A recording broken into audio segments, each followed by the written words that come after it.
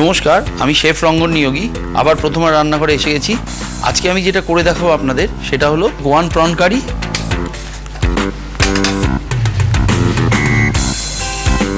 সাদা তেল দিয়ে দেবো আর আরেকটা ফ্রাইং প্যান নিয়ে নেবো যাতে রাইসটাকে প্রিপেয়ার করবো সাইমালটেনিয়াসলি।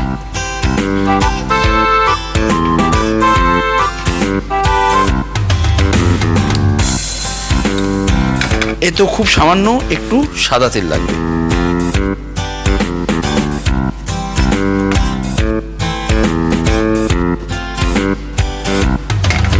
সাদা তেলটা গরম হলে এতে একটু জিরে ফোড়ন দিয়ে দেবো,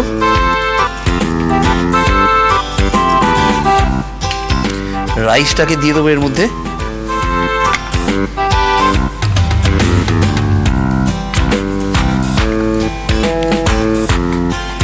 সামান্য একটু চিনি, সামান্য একটু নুন আর একটা দুটো টমেটো। জাস্ট রাইসটাকে একটু টস করে দেন। রাইসটা হতে হতে আমি এখানে তেলটা হয়ে গেছে, একটু কারি পাতা দিয়ে দিই,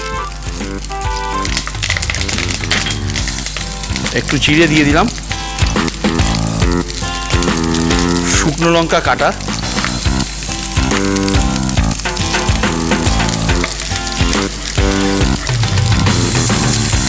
পেঁয়াজ কুচি,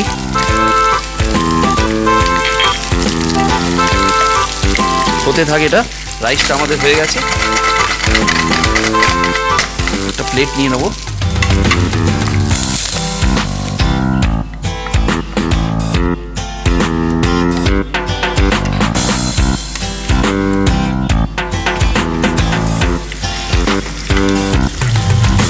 পেঁয়াজগুলো একটু ভাজা ভাজা হয়ে গেলে আমি এতে রসুন দিয়ে দেবো।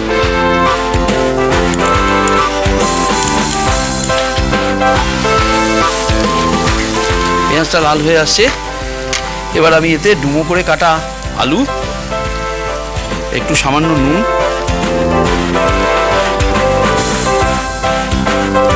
হলুদ গুঁড়ো,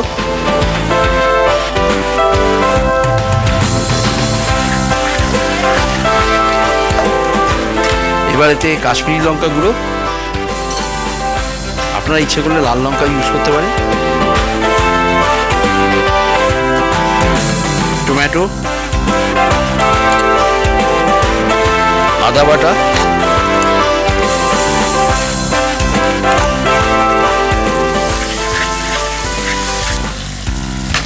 এবার আমি এতে চিংড়ি মাছগুলো দিয়ে দেবো।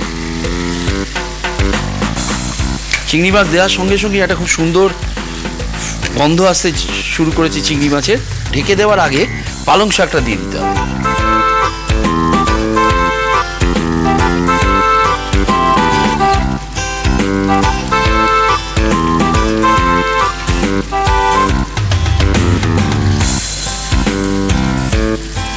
এবার আমি এটাকে ঢেকে দেবো যাতে সেদ্ধ হতে সুবিধা হয়।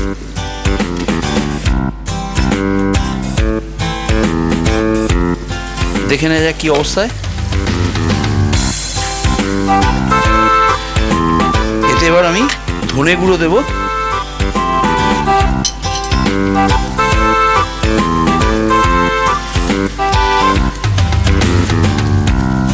কোপরা বা নারকেলের গুঁড়ো,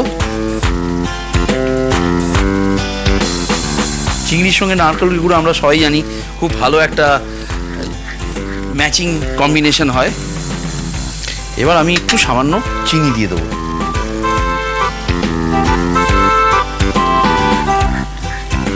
এটার কনসিস্টেন্সিটা হবে অনেকটাই শুকনো শুকনো। এটা হতে হতে আমি একটা রাইস রিং তৈরি করে ফেলি।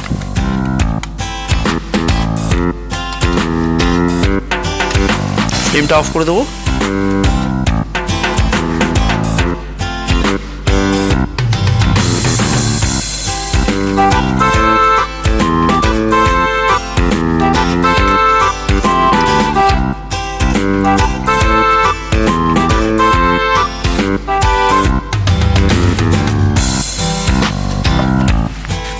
গোয়ান প্রন কারি একটা খুব সুন্দর কম্বো ডিশ।